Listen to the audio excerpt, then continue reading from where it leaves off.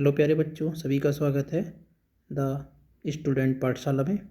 जैसे कि आप जानते हैं, आज 16 फरवरी 2023 हो चुकी है और आज आपका हिंदी का जो कक्षा 10 का पेपर था वो आप दे चुके हैं। ठीक है, तो एनालाइज करते हैं आपने कितना करा है।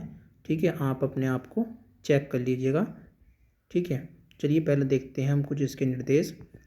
इसमें दे रखा है कि आपका जो पहला निर्देश है कि आपका जो पेपर यानी प्रश्न पत्र पढ़ने का टाइमिंग था वो हमारा 15 मिनट का था। ठीक है, 2 खंडों में इसको विभाजित किया गया था, एक तो ऑब्जेक्टिव और एक हमारा थ्योरेटिकल होते हैं वो क्वेश्चन। वो हमारा शीट इसके अंदर दे रखी थी आपको, और इसमें प्रत्येक बहुविकल्प का जो नंबर था वो 1 अंक का था, यानी 1 नंबर का था। ठीक है, तो ये तो आप लोगों को पता है, लेकिन अब हम जो है ना डिस्कस कहाँ करेंगे, जो आपके ऑब्जेक्टिव प्रश्न थे। ठीक है, चलिए पहला ऑब्जेक्टिव आपका कौन सा है कि हंस पत्रिका के प्रथम संपादक थे। ठीक है, हंस पत्रिका के, तो इसमें हमारा जो ऑप्शन ए है प्रेमचंद, ये आपका राइट आंसर होगा। ठीक है, आपने कितने क्वेश्चन सही करे हैं, कितने गलत हो गए आपके, आप कमेंट्स में ज़रूर बताना। ठीक है, तो आपका पहला जो प्रश्न है हंस पत्रिका के प्रथम संपादक थे, तो वो प्रेमचंद थे। ठीक है, इसको आपको देखना है।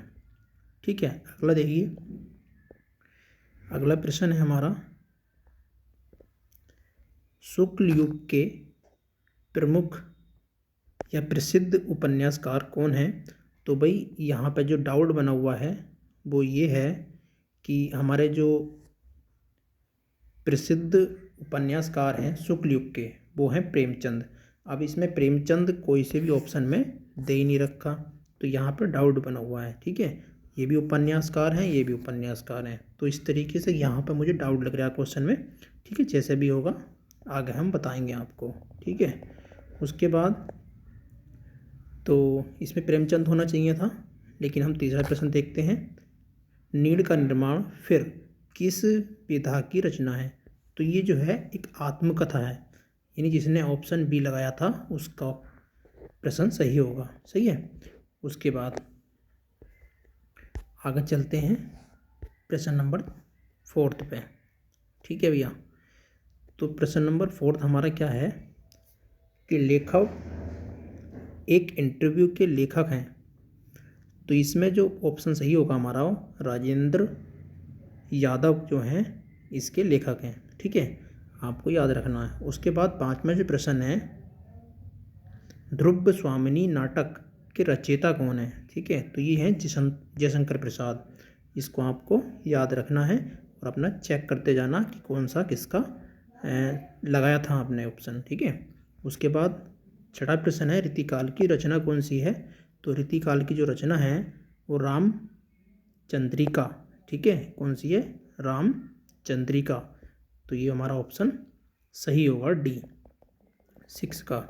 उसके बाद अगला प्रश्न देखते हैं हम 7 प्रश्न में क्या है कि तार सप्तक का प्रकाशन वर्ष जो है वो कब है। ठीक है, तो ये है 1943। ठीक है, उसके बाद 8वां प्रश्न है लोकनायक के रचनाकार कौन है। तो इसका जो ऑप्शन सही होगा सुमित्रानंद पंत जी हैं। ठीक है, उसके बाद हमारा 9वां प्रश्न है बाहुरी अकेला के रचनाकार कौन है। तो बाहुरी अकेला की रचना एक जो कहानी है वो तो लिखी है किसने,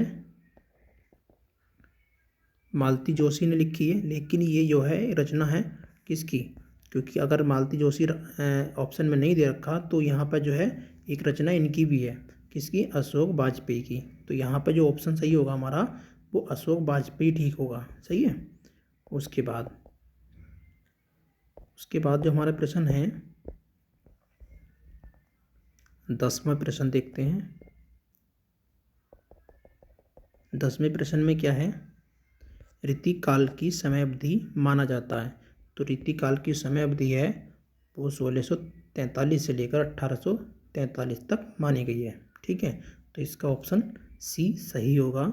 और हास्य रस का जो स्थायी भाव होता है वो हास होता है, ये आप जानते हैं। उसके बाद एक अलंकार से भी प्रश्न बना है यहाँ, जहाँ पर उपमेय की किसी उपमान में गुण धर्म के आधार पर समानता की जाए वहाँ कौन सा अलंकार होगा? तो भाई जहाँ पे उपमेय की उपमान से अगर समानता की जाती है, ठीक है, तो वहाँ पे उत्प्रेक्षा अलंकार होता है। ठीक है, आप जानते होंगे। तो यहाँ पर हमारा ऑप्शन को कौन सा ठीक होगा? सी इज राइट आंसर होगा। सही है, आगे देखते हैं। अगला प्रश्न हमारा है 13वें प्रश्न में कहा गया है कि रोला छंद के प्रत्येक चरण में मात्राएं बताइए। तो इसमें जो होती हैं वो 11-13 मात्रा होती हैं, लेकिन यहाँ पे बताया है इन्होंने कुल, तो ये हमारी कितनी होंगी? 24 मात्रा होंगी। ठीक है, उसके बाद अगला प्रश्न देखेंगे। अगला प्रश्न है हमारा 14।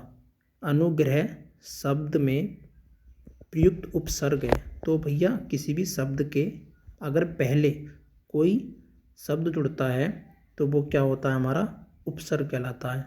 जैसे कि अनु जमा ग्रह।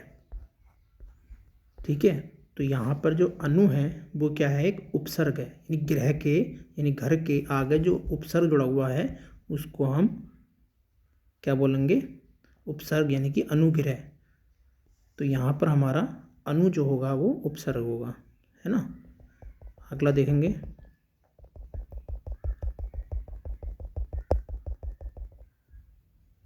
15वां प्रश्न है आई प्रत्यय जोड़कर कौन सा शब्द बनता है?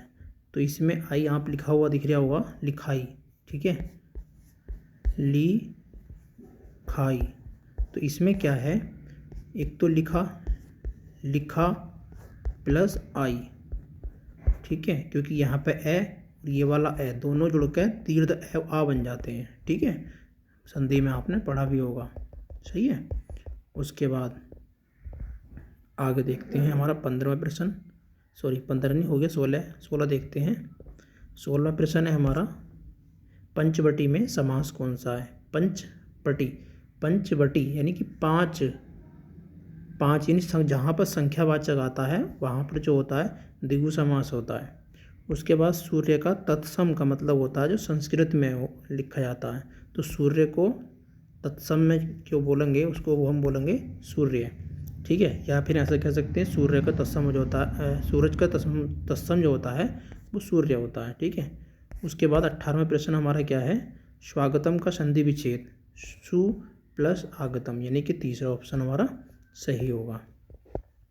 उसके बाद हमारा 18वां और 20वां प्रश्न देखते हैं। 18 तो हो गया ना, हाँ, 19 और 20 देखते हैं।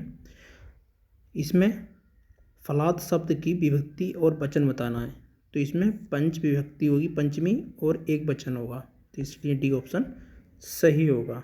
उसके बाद हस्ती शब्द में जो है पुरुष और वचन बताना है, तो ये प्रथम पुरुष एक वचन होगा। ठीक है, तो आपको चेक कर लेना कि कौन सा आपका कितने ऑप्शन आपके ठीक हुए हैं। सही है, चलिए फिर मिलते हैं एक नए पेपर के साथ। और अगर आप लोगों ने चैनल को सब्सक्राइब नहीं किया तो कर लेना, और अपने दोस्तों में इनको शेयर जरूर कर लेना। ठीक है भैया।